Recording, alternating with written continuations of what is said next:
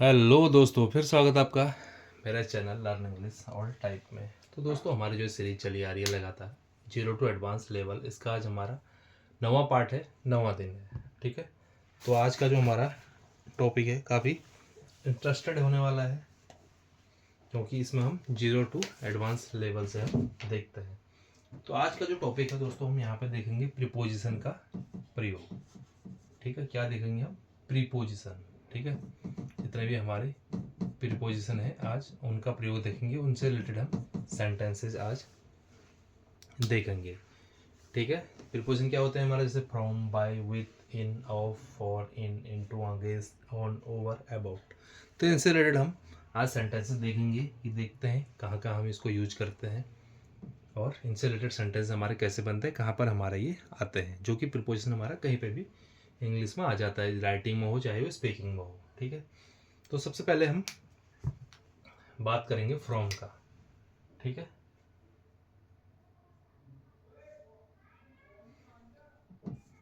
From हम देखेंगे, क्योंकि हमेशा कुछ ना कुछ अलग होता है इनमें।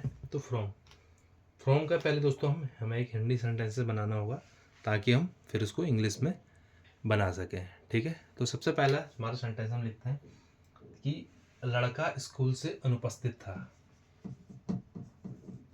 लड़का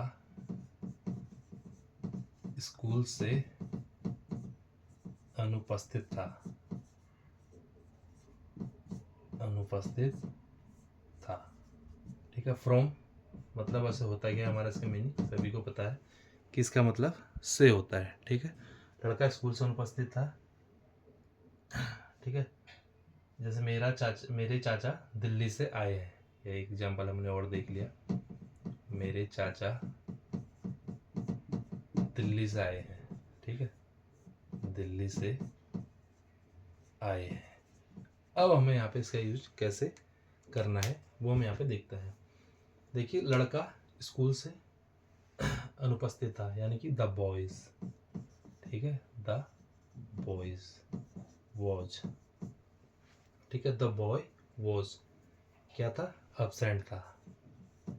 बॉय क्या था? अब्सेंट। ठीक है, कहाँ से था? स्कूल से। तो यहाँ पे क्या आ जाएगा? से के लिए हमारा आ जाएगा फ्रॉम, और ये आ जाएगा स्कूल। ठीक है, देखिए इसमें दो चीज़ें क्लियर हो गई। एक तो हमें फ्रॉम का हमने एक हमारा प्रीपोजिशन है, इसका यूज कैसे किया हमने। दूसरा हमारे एक सेंटेंसेस बनाने भी सीख लिया।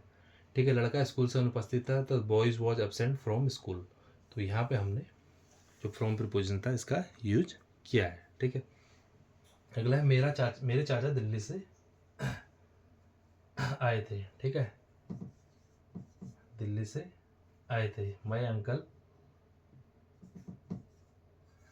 Uncle has come. ठीक है, फ्रॉम दिल्ली। फ्रॉम दिल्ली। ठीक है, मेरे चाचा दिल्ली से आए हैं। माई अंकल हैज़ कम, यानी कि हैज़ है यहाँ पे। ठीक है, हैज़ कम फ्रॉम असम। तो यहाँ पे हमारा प्रीपोजिशन यूज हो गया। बाकी चीज़ें मैं नहीं बताऊंगा कि हैज़ का यूज क्या है, ये कैसे आया है, क्योंकि हमें केवल अभी प्रीपोजिशन देखना है कि जहाँ पे हमें फ्रॉम का देखना है। फ्रॉम मतलब होता है से, जहाँ पे भी होता है यहाँ से वहाँ से, तो यहाँ पे हमें यूज करना है। ठीक है, यहाँ पे हमें फ्रॉम का यूज करना है। अब अगला है दोस्तों बाय। अगला प्रीपोजिशन है बाय। बाय मतलब होता है, वैसे इसका एक्चुअल हिंदी मीनिंग में द्वारा। ठीक है, क्या मतलब होता है इसका? द्वारा। तो अब हम देखेंगे बाय के कुछ सेंटेंसेस। ठीक है, बाय मतलब होता है द्वारा या साथ। ठीक है, साथ भी होता है इसका मतलब, साथ भी होता है इसका एक मीनिंग, साथ भी होता है। ठीक है,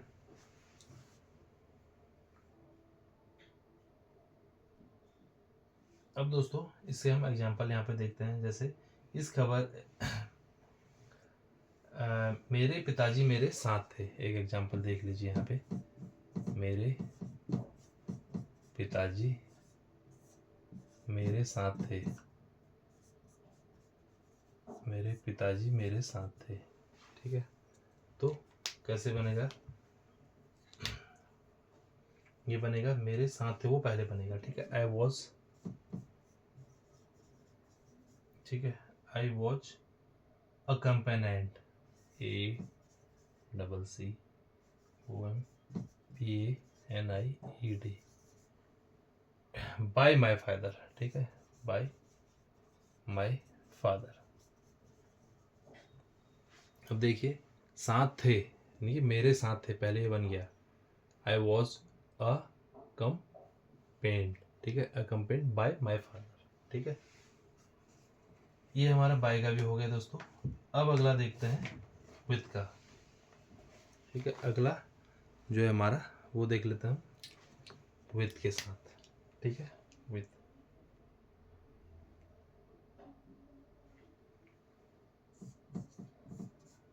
विथ, वैसे दोस्तों विथ मतलब क्या होता है के साथ, एक्चुअल मीनिंग इसका होता है, लेकिन देखिए यहाँ पे हम कैसे इसका यूज करते हैं।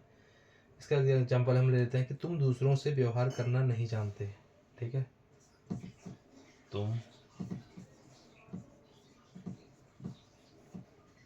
तुम दूसरों से व्यवहार करना नहीं जानते, तुम दूसरों से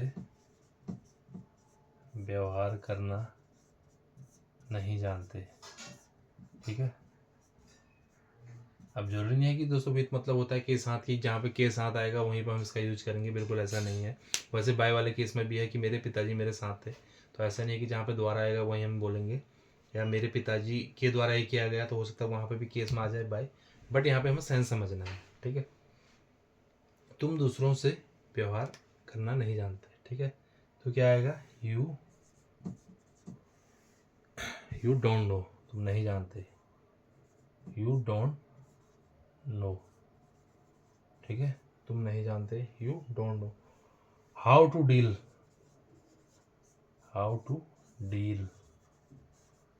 विथ अदर, ठीक है, विथ अदर। ये दोस्तों इसको एक्चुअल मीनिंग है, तुम दूसरों से व्यवहार करना नहीं जानते, यानी कि डू डोंट नो, तुम नहीं जानते, how to deal with other, तो यहाँ पे विथ का यूज देखिए किस फॉर्म में आया है, तुम दूसरों से व्यवहार करना नहीं जानते, you don't know how to deal with other, तो यहाँ पे इस फॉर्म में भी हमारा विथ आ जाता है दोस्तों। यही चीज़ हमें देखनी है प्रीपोजिशन में।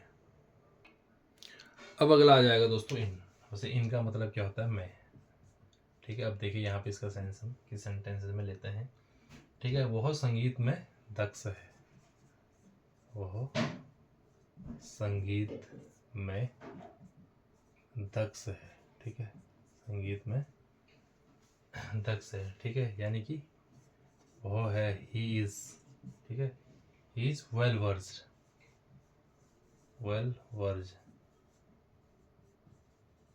ठीक है, he is well versed in music, आया ना यहाँ पे बहुत संगीत, इन मतलब मैं होता, देखिए यहाँ पे मैं का यूज हुआ है, बहुत संगीत में दक्ष है, he is well versed, he is well, वह संगीत, बहुत दक्ष है किसमें, संगीत में, इन म्यूजिक, ठीक है। यहाँ पे हमने इन का यूज भी देख लिया। अब देखते हैं दोस्तों ऑफ का यूज। ऑफ का अगर एक्चुअल मीनिंग देखें तो क्या होता है, का की, के की, इस चीज के लिए हम यहाँ पे ऑफ का हमें यूज लेते हैं, ठीक है। जैसे उसे सफलता का पूरा भरोसा था, ठीक है, एग्जाम्पल क्या आ गया, उसे सफलता का पूरा भरोसा था,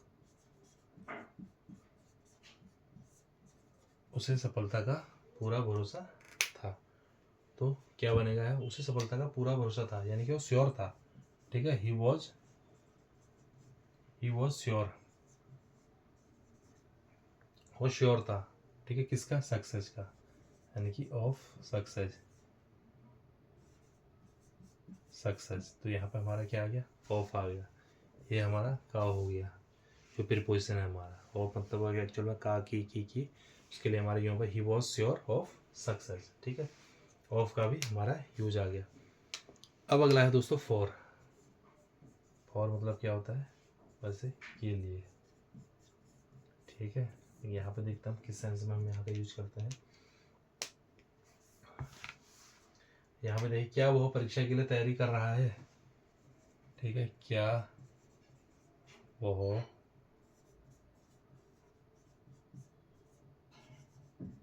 परीक्षा के लिए तैयारी कर रहा है,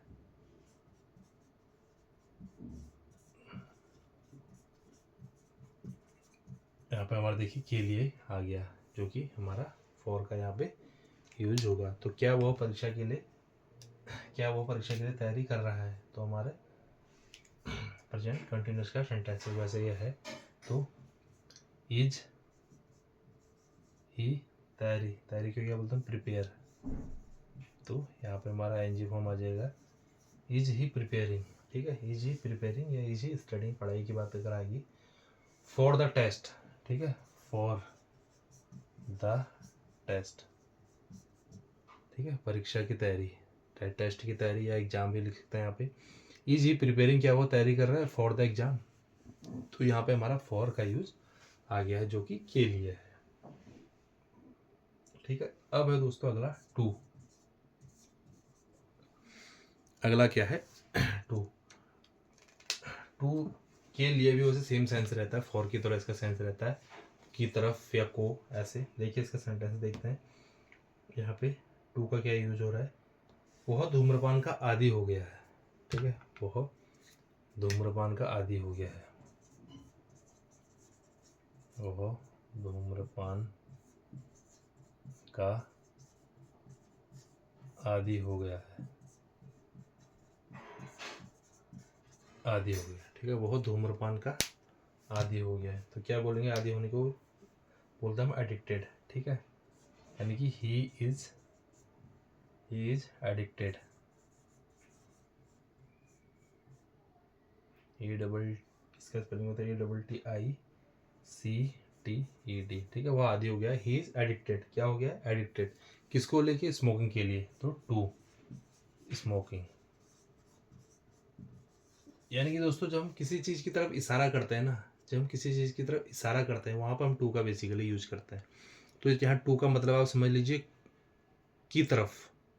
क्या समझ लीजिए, अब यहाँ पे टू का सेंस की तरफ, वो धूम्रपान का आदी हो गया है। तो यहाँ पर हम उसका इशारा हम किस तरफ कर रहे हैं, धूम्रपान की तरफ, यानी कि ही इज एडिक्टेड, वह आदी हो गया है टू स्मोकिंग, यानी स्मोकिंग की तरफ, स्मोकिंग की ओर।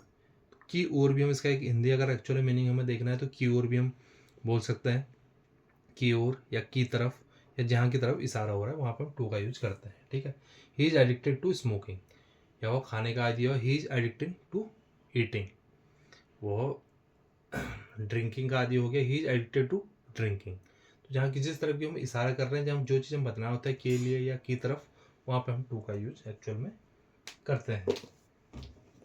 ठीक है, अब देखते हैं कुछ और। अब अगला है दोस्तों इनटू। इनटू का दोस्तों एक्चुअल मीनिंग होता है, इनटू का मतलब आप कि इन का मतलब तो मैं होता है, तो इनटू का मतलब भी कई बार आप मैं के सेंस में भी समझ सकते हैं, कई बार के अंदर, मतलब कोई चीज़ है उसके अंदर के लिए भी इनटू का यूज ऐसे अक्सर होता है।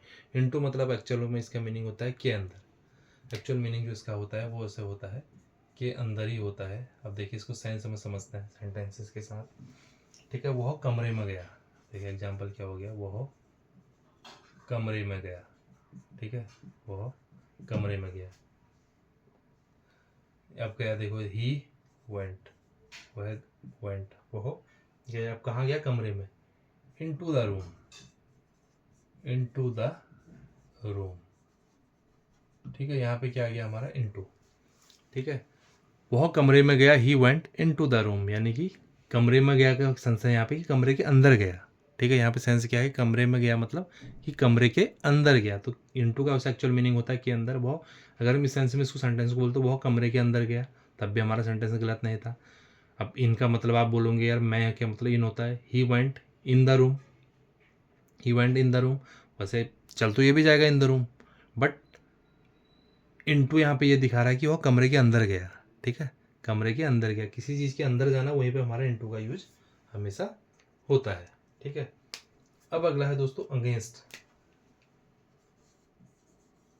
अगेंस्ट, अगेंस्ट मतलब क्या होता है, किसी के खिलाफ या किसी के विरुद्ध जाना। ठीक है, किसी के खिलाफ या किसी के विरुद्ध जाना। देखिए एक एग्जांपल के साथ देखते हैं, मैं तुम्हारे शत्रुओं के विरुद्ध तुम्हें सदा चेताता हूँ। अभी लंबा सेंटेंसेस है। मैं तुम्हारे शत्रुओं के विरुद्ध, तुम्हारे शत्रुओं के विरुद्ध मैं तुम्हारे शत्रुओं के विरुद्ध तुम्हें सदा चेताता हूँ। तुम्हें सदा चेताता हूँ, मतलब मैं तुम्हारे शत्रुओं के विरुद्ध मैं तुम्हें सा बताता हूँ, चेताता हूँ या अलर्ट करता हूँ, कुछ भी आप इसको समझ सकते हैं। ठीक हो गया। मैं तो हमेशा, ठीक है, यानी कि आई ऑलवेज, ठीक है। वार्न, ठीक है, इंग्लिश से एक अच्छा वर्ड है इसके लिए, वार्न देता हूँ या वार्निंग देता हूँ या समझाता हूँ या अलर्ट करता हूँ। यू, ठीक है, यानी कि मैं हमेशा तुम्हें वार्न करता हूँ। अगेंस्ट यूर इनेमीज, अगेंस्ट देखिए यहाँ पे आया, अगेंस्ट यूर इनेमीज, यानी शत्रु को बोलते हैं इनेमीज, ENEMIES, ठीक है, इनेमीज। यहाँ पे आ गया ना अगेंस्ट, अगेंस्ट मतलब के खिलाफ, यानी कि मैं तुम्हारे शत्रुओं के खिलाफ या शत्रुओं के विरुद्ध हमेशा वार्न करता हूँ या चेताता हूँ, ठीक है। ये हमारा अगेंस्ट का यहाँ पे यूज हो गया। अब एक यूज देखते हैं दोस्तों, और देखते हैं हम ऑन, ठीक है। एक देखते हैं हम यहाँ पे ऑन। ऑन मतलब क्या होता है दोस्तों, ऐसे के ऊपर होता है। एक्चुअल में अगर हम ऑन का मीनिंग देखें तो के ऊपर होता है, ठीक है। अब यहाँ पे देखते हैं हम एक सेंटेंसेस, हम उस पर भरोसा नहीं करते, हम उस पर भरोसा नहीं करते, ठीक है, हम उस पर भरोसा नहीं करते या नहीं कर सकते, बात हमारा एक ही है, ठीक है। We can't rely, we can't rely, ठीक है। ये रिले यहाँ पे भरोसे ही बात होती है, हालांकि वी कांट ट्रस्ट भी आप इसको बोल सकते हैं, वी कांट बिलीव भी आप इसको बोल सकते हैं। किसके ऊपर, किस पर नहीं कर सकते, उस पर, यानी कि ऑन हिम, ठीक है, ऑन हिम। अगर लेडीज है तो हर भी हम इसको बोल सकते हैं, on him. We can't rely on him, मतलब रिले मतलब यहाँ पर भरोसा, हम भरोसा नहीं करते ऑन हिम, उसके ऊपर, ठीक है, ऑन हिम इसके ऊपर, यानी कि ऑन मतलब होता है उसके ऊपर, ठीक है। अब एक हो दोस्तों ओवर, ठीक है। अब देखिए ओवर का यहाँ पे मतलब देखिए, बर्फ सड़क पर फैली है, बर्फ सड़क पर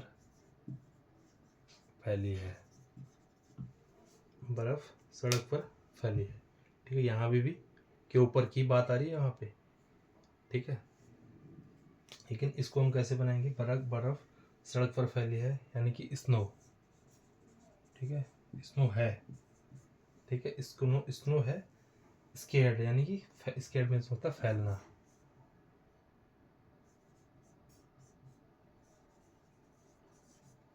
ठीक है। स्नो इज स्केर्ड, यानी कि बर्फ फैली है, ठीक है, बर्फ फैली है, कहाँ फैली है, सड़क पर, यानी कि over the road, over the road.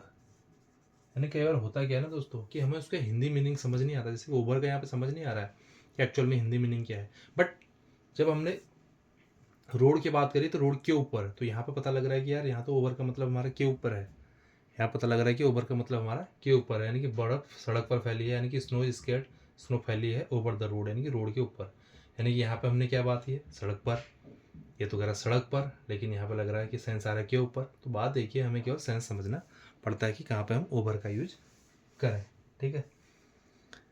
एक आखिरी और देख लेते हैं दोस्तों हम,